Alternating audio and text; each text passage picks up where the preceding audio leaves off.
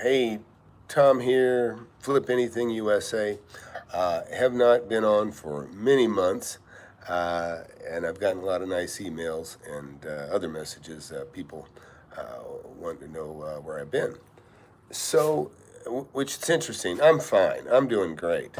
I've got some family members that are not doing so great right now. Number one, my mom.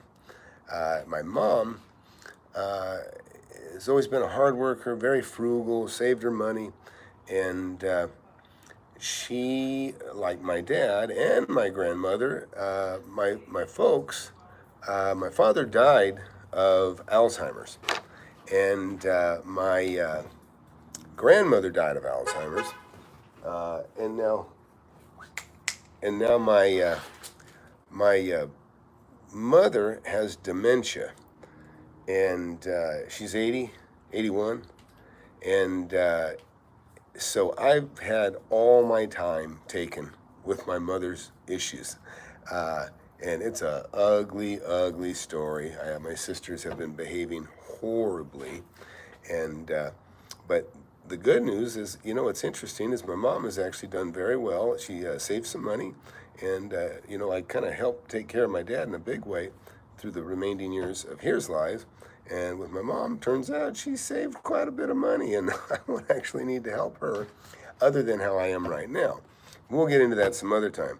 But what I want to say that's interesting is, and that's why the title says investing when you're down and out. So I want you guys to know that this is one of the beauties of investing. You make your investments and they continue to work for you, even if you're not working. When you start, you're working hard. Hey, Michael. Hey, thanks. Yeah, it's a pain in the ass. Let me tell you, my mom's tough too. We share a lot of sarcasm. We're both very clever and witty, and she still is. It's beautiful. She just doesn't remember what happened yesterday. If I introduced you to her today, she probably wouldn't remember you tomorrow. But she remembers everything pre-2017. So it's, hey, Bella, come on. Sorry, I got a dog. Hey, get over here, Bella. Anyways, so I gotta go get this dog. But anyways, so what's interesting, and the point of this video is Abe catching up, letting you guys know I'm still here, haven't died. Come on. Although I have not bought anything new in the last few months, I have still been bird dogging. You always got a bird dog. I'm bird dogging with my 81-year-old mother next to me now, and that's okay. She's just happy to have somebody with her. But what I was trying to get at is, even though I've been inactive a little bit because of all my time's taken with my mom, I still have my investments working for me, and that's the beauty of it. And like I say, you guys that are just getting started, or even if you're fairly well established and maybe you got a few $100,000 in real estate or $1 million or $2 million, whatever, you can. What's nice is that when you begin, you get your you basically are you're investing on the side, right? You're saving your money. Just cut your overhead, keep your overhead low, start investing on the side, and then eventually that little nest egg that you're putting on the side, that investment money, that seed money for the things that to grow on the side, eventually that will outgrow your income from whatever you do for a living. But it's very, very important that you always save. And I don't mean save, I don't like to say save, I like to say invest. So you always put a little money to the side for investing. That money is to buy stuff that's worth more than you're paying for it, so you can sell it for more later on. And I don't care if it's real estate, I don't care if it's a car, I don't care if it's a tool, it could be jewelry, diamonds. If you have some special, if you understand the value of certain things, it could be antiques. I was getting my hair cut yesterday, and I was telling the girl, same thing. They have the antique barber chairs. I says, look, you look for these and you try to get a good deal. Well, when you get two good deals and you only need one, buy them both and resell the other and make money on that. But what you'll find out, and you just get started today. You can do it for sure, but put a little money on the side for investing. And that money is your seed capital, and you will grow that. And eventually that will grow, and then pretty soon you'll buy real estate. And like I said, even I think about this more than anything, because my goals, I mean, where I'm at today with money and real estate is far beyond what I ever dreamed of when I was, 18, 19 years old and I bought my first property. Far beyond. But what's great is that even though while I'm sitting idle, okay, my investments have gone up over $4 million this year. So I'm worth $4 million more today than I was last year. And that's just in the appreciation of the assets that I have. Now, this has to do with me because I'm also fighting taxes on the values on these things, or 3.9 to be technical.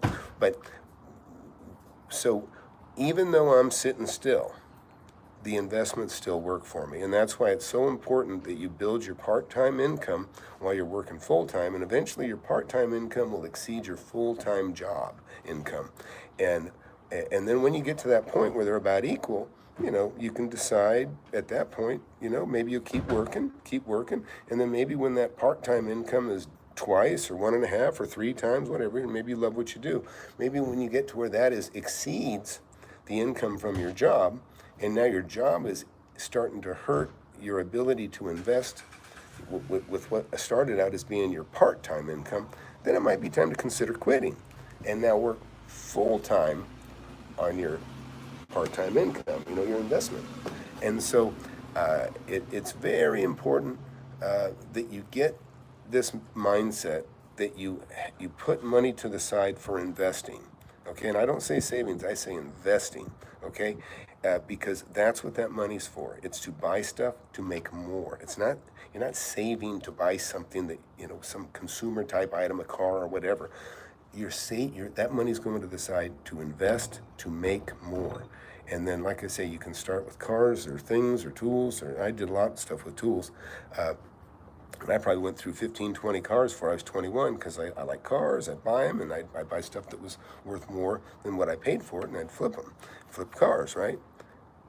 Hey, Jeff, man, good to hear from you. Hey, by the way, guys, thumbs up on everything. I appreciate your thumbs up. Enjoy the program. I know I ain't been around here in a long time, but we're going to make up for it. So my book, I got the book done. I had a publisher I was talking to, and then everything just got dropped. And it's just kind of it's just one of those things. Got to take care of mom. And so that's what's going on. But I really want to talk to you because what's really nice is that while I've been sitting here taking care of my mom, not really that active investing like I'd like to be, and I've had a few deals kind of slip by me, but it doesn't matter. Even though I'm sitting here still, like I said, my portfolio of properties has increased $4 million this year. So that's the beauty, is that and what I realize is, and I got leases I got to catch up on, some are coming due, and of course, I got to mark this stuff up and, follow the economy. I will feel bad a little bit because, sometimes the more the property values go up, so do your taxes, so does your insurance, everybody gets a little more. I love really high-end wine. I like really good wine. And I'll tell you, wine, things are good in this country because the cost of wine has gone way up. And so I'm sensitive to that. But mainly, though, I just want to tell you, if you are just getting started, somebody recognized me the other day from my YouTube channel. His name was Clarence. Anyways, he stopped me, talked to me, and he was starting to ask me what to do, and I said, man, he actually saw me being interviewed from Ty. I can't remember Ty's last name, but we call him the Flip Man. I advise you to watch him, especially if you're starting with zero, because Ty seems to make deals with, it's a lot of work what he does, but it's a tough way, but it works. He makes it work.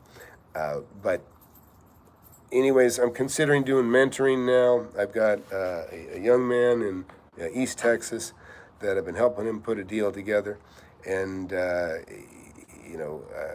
really realize that I have a lot of time. I can pick up the phone. I don't like questions that can already be answered with my videos. But if you get in a spot and you got something going, I want to help you close that deal. I want to make it happen. And so if that happens, you just reach out to me through comments or whatever. I'll call you, or my email. It's out there. Hey Tom, thank you for taking the time to teach us. Yeah, thank you. Appreciate it. Looks like Jose. My eyes are going to hell too because I'm getting old. Anyways, but listen, if you just got in, what I want to tell you, I've been sidelined with my mom. My mom's got dementia, so I've been out quite a bit because I'm one of 4 kids, but I'm the only one that really has time and money to take care of her, and so that's what I'm doing. But what I wanted to get to is that property values continue to go up. My portfolio grows. I continue to make money, even though I'm sitting here doing things, not that I necessarily want to do. I mean, I do want to do. I want to take care of my mom, but it's unfortunate that I got to do what I got to do. But my point is that I'm still making money sitting still, and that's really, the privilege because of all the work I've done over these past years. I always invest, and that's what I want for you guys. But anyways, so I'm going to cut it short here. But I got to go check on my mom.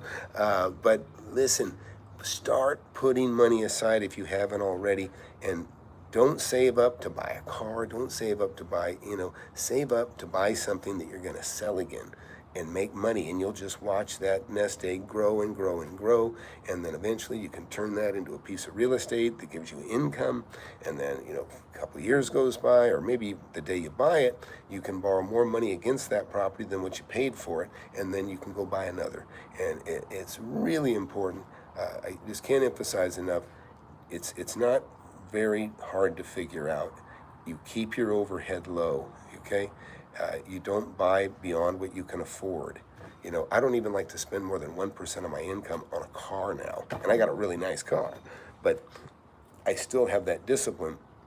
In the beginning, of course, you have to have decent wheels to get around. So you got to have a decent car. Always get a decent car.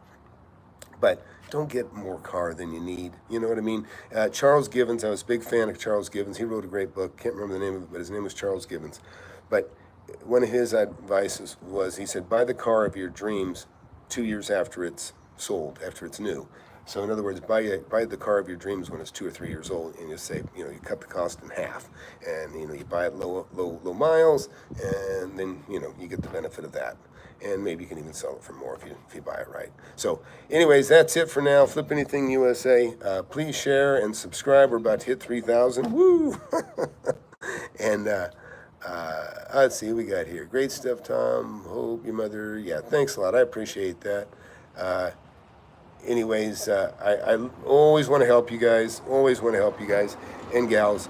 And just get out there and start beating the bushes and look for deals.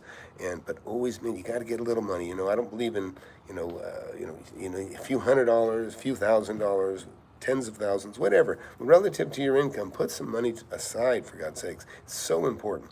But that's it. Please thumbs up, share, and subscribe, and that sort of thing. And I'll be back on soon.